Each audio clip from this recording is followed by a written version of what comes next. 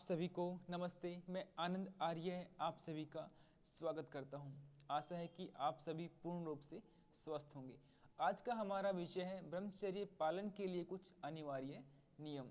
बहुत ही सामान्य नियम हैं जिनका पालन करके हम बहुत ही आसानी से ब्रह्मचर्य का पालन कर सकते हैं। तो चलिए जानते हैं कि वो कौन कौन से नियम हैं। इन नियमों को मैंने 3 भागों में बांट दिया है। सबसे पहला नियम है दिन की शुरुआत।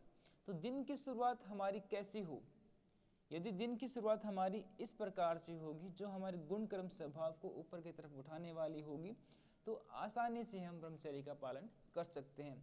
तो सामान्य से सामान्य हमारा जो सुबह उठने का समय है वो कम से कम भी 5 बजे भी यदि हम उठ जाएं, 5:30 बजे भी उठ जाएं तो वो भी हमारे लिए काफ़ी ज़्यादा अच्छा है। वैसे तो सामान्य रूप से हमें 4 बजे उठ ही जाना चाहिए। यदि लेकिन फिर भी नहीं उठ पाते हैं ना तो कम से कम 5 या 5:30 लास्ट टाइम है, आपको उठ जाना चाहिए। उठना कैसे चाहिए अब ये बहुत ही डिपेंड करता है। एक तो ऐसे है कि मन मार के ज़बरदस्ती हम उठ रहे हैं 5:30 बजे या 5 बजे नहीं। यदि आप 5 बजे उठ रहे हैं, 5:30 बजे तक भी उठ रहे हैं तो आपका उठते समय जो आपका अंतःकरण है, आपका मन है, आपका चित्त है, आपका मस्तिष्क है, आपका हृदय है, वो प्रसन्नता से भरपूर हो, एक उत्साह, एक साहस से भरपूर हो कि हाँ मैं उठ चुका हूँ। उसके अंदर उस समय कोई आलस्य ना हो। उस समय जब आप उठें तो एक प्रसन्नता के साथ उठें, एक उत्साह, एक साहस के साथ उठें। ठीक है, पहली बात तो उठने का समय अच्छा हो, लगभग 5 बजे। दूसरी बात उसके अंदर है कि आप प्रसन्नता के साथ उठें। प्रसन्नता से उठने के बाद फिर हमें क्या करना चाहिए? उसके बाद फिर हमें सोच के लिए जाना चाहिए। मीन्स कि हमें सफाई, पेट की सफाई और मन की सफाई। पेट की सफाई कैसे करेंगे? हम सुबह फ्रेश होकर जो करते हैं कि आप 2 से 3 गिलास गुनगुना पानी पीजिए और पेट को शुद्ध और साफ कर आइए। पेट का साफ होना बहुत ही ज़्यादा ज़रूरी है ब्रह्मचर्य के पालन के लिए। यदि आपका पेट अच्छे प्रकार से साफ नहीं होता है तो फिर आप पूरा दिन परेशान रहेंगे और पूरा दिन आपका माइंड पेट की तरफ ही लगा रहता है। जिस व्यक्ति को कॉन्स्टिपेशन मीन्स की कब्ज होती है उसके अंदर अनेकों प्रकार की बीमारियां उत्पन्न होने का खतरा हमेशा बना रहता है। इसलिए आप पेट की सफाई अच्छी प्रकार से अवश्य ही करें। और जब जिसका पेट साफ नहीं होता है उसके ऊपर एक अतिरिक्त दबाव पड़ता है पेट के ऊपर, फिर उसके कारण भी उसका ब्रह्मचर्य का नाश हो जाता है। ठीक है, तो पेट की सफाई अच्छी प्रकार से करें, सुबह गर्म पानी पिएं, कुछ 2-4 आसन करें जिनकी वीडियो मैंने बना चुकी है। टीटी के सॉल्यूशन के नाम से एक वीडियो होगी, आप उसको देखें और उसके द्वारा आप पेट की सफाई करें। उसके बाद फिर आप नहा धो लीजिए। यदि नहीं नहा धो पाएँ तो अच्छी प्रकार से हाथ और मुँह धो लीजिए। इतना तो कम से कम आप अवश्य ही करें। अच्छी प्रकार से हाथ मुँह धो लीजिए। फिर उसके बाद आपको 5 से 10 या फिर कम से कम 15 मिनट तो आपको आराम से आंखें बंद करके बैठना है। आंखें बंद करके आपको सबसे पहले अपनी दिनचर्या को निर्धारित करना है कि मैं इस समय ये काम करूँगा, इस समय ये काम करूँगा, ऐसा मेरा भोजन होगा। मैं प्रयास करूँगा कि मेरी वाणी शुद्ध होगी, मैं जो देखूँगा वो शुद्ध होगा, जो बोलूँगा वो शुद्ध होगा। तो इस प्रकार की बातों को निर्धारित करें, अपने दिनचर्या को निर्धारित करें। फिर उस परमपिता परमेश्वर का धन्यवाद करें कि उसने आपको इतना अच्छा शरीर, इतने अच्छे माता पिता, इतना अच्छा वातावरण दिया। हर बात के लिए उसको धन्यवाद करें।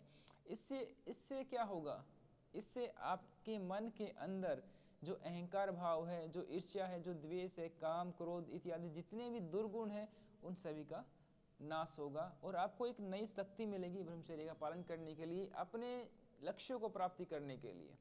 ठीक है, तो फिर आप ये सब करने के बाद फिर हम आगे बढ़ते हैं किसकी? दूसरे पड़ाव की तरफ, दूसरे नियम की तरफ, जो कि है आपके दिन भर का कार्य।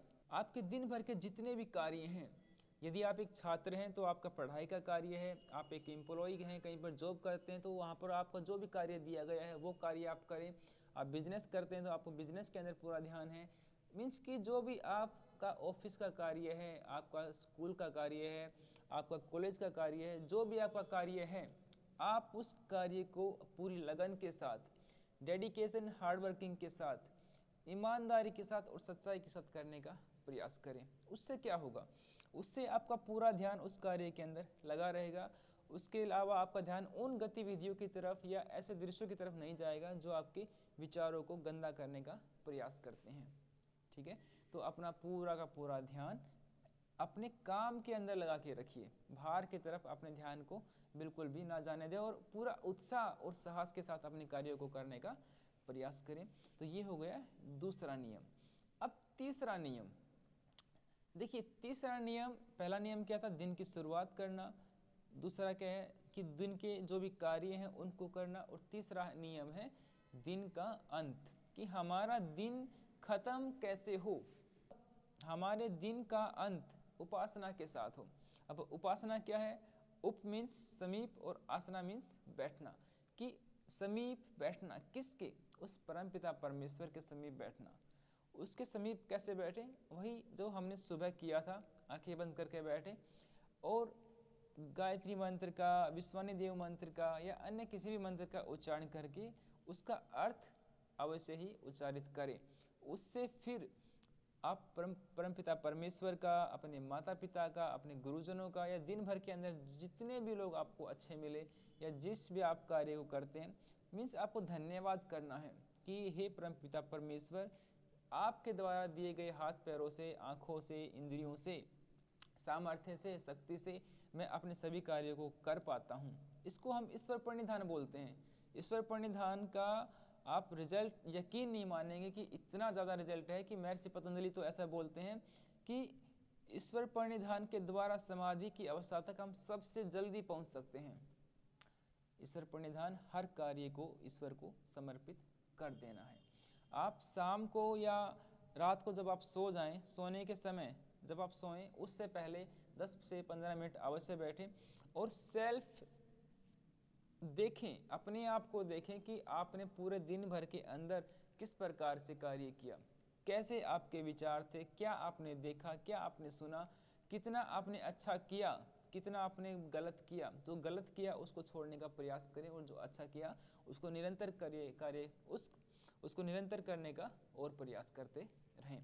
तो इस प्रकार से आप अपने दिन का अंत करें, परमपिता परमेश्वर का धन्यवाद करें, कुछ समय गायत्री मंत्र, कुछ समय ओम का उच्चारण करके सोएं। जब आप सोएंगे तो आपके मन के अंदर एक अलग ही प्रकार की प्रसन्नता होगी, एक आनंद होगा जो आपको गलत विचारों के साथ सोने नहीं देगा। मैक्सिमम लोगों के साथ जो स्वप्न दोष की समस्या है वो इसलिए होती है क्योंकि वो सोने से पहले अच्छे विचारों के साथ नहीं सोते हैं, बुरे विचारों के साथ सोते हैं, फिर वो बुरे विचार स्वप्न में आते हैं और स्वप्न दोष हो जाता है। तो उससे बचने का भी एक छोटा सा उपाय ये है कि आप इस प्रकार के विचारों के साथ सोने का प्रयास करें। तो ये 3 नियम हैं जो बहुत ही सामान्य हैं, जिनका फॉलो आप बिल्कुल आराम से कर सकते हैं। तो इनका पालन करने का प्रयास करें, आप निश्चित रूप से हर प्रकार के बुरे विचार से बच पाएंगे और ब्रह्मचर्य का पालन अच्छी प्रकार से कर पाएंगे। चलिए मिलते हैं नेक्स्ट वीडियो में। और कोई भी आपको बात पूछनी है या कुछ बतानी है तो आप कमेंट बॉक्स में कमेंट करें या फिर इंस्टाग्राम हैंडल पर भी आप मुझे मैसेज करके आप बता सकते हैं। मिलते हैं नेक्स्ट वीडियो में, तब तक सुखी रहें, स्वस्थ रहें। नमस्ते, धन्यवाद।